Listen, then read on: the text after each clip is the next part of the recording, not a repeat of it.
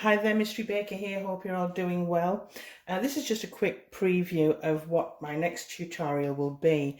As you can see, I've been making these delightful cheese scones and the kids have already come in, and the hubby, and devoured a couple. They won't be around too long, so I thought I'd just cut one to show you. This is a simple recipe, perfect for beginners.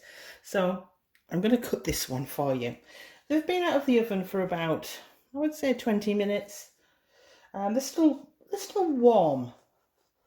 I'm just going to cut that open like so, trying to be as gentle as I can. And as you can see, we've got a few little herbs in there as well, but that's optional in my recipe. Don't they look divine? Extremely cheesy. Lots of cheese. And it isn't a scone without some butter. And use your favourite butter. Nice, yummy butter. And that's it. And a full review, sorry, not a review, but a full tutorial will be coming up on how I made these delightful, simple, tasty, light, super cheesy scones. And that should be uploaded tomorrow. Hit that bell, subscribe if you haven't already, and you'll be notified every time I upload. Bye.